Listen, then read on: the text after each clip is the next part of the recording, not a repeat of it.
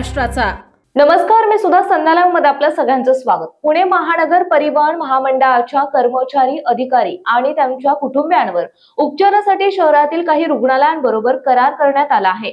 परंतु रुग्णालयांचे 20 कोटींहून अधिक वैद्यकीय बिले गेले काही महिन्यांपासून थकवल्याचे कर्मचाऱ्यांचे वैद्यकीय उपचार करणे बंद केले आहे। त्यामुळे कर्मचाऱ्यांना गैरसोयीचा फटका बसत आहे। पीएमपी कडून कर्मचारी आणि त्यांच्या कुटुंबातील सदस्यांच्या उपचारासाठी अंशदायी वैद्यकीय सहाय्य योजना राबवली जाते। यात जवळपास 8300 कर्मचारी कार्यरत आहेत। त्यांना आणि त्यांच्या कुटुंबातील आई वडील, पत्नी, 2 मुलांना या योजनेचा लाभ मिळतो।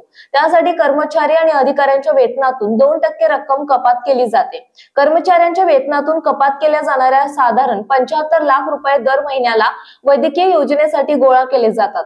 या योजनेत उपचाराचा खर्च पीएमपी 90% आणि 10% स्वतः भरावा लागतो। या योजनेत शहरातील सर्व नामांकित अशा 72 पेक्षा जास्त रुग्णालयांमध्ये उपचार घेता येतात। शिवाय 3000 निवृत्त कर्मचाऱ्यांनाही या योजनेतून उपचार मिळतो। यामुळे त्यांना दिलासा मिळतो। परंतु गेल्या 1.5 वर्षांपासून पीएमपी कडून महत्त्वाच्या हॉस्पिटलची बिले थकली आहेत। त्यामुळे हॉस्पिटल कडून उपचार बंद केले आहेत।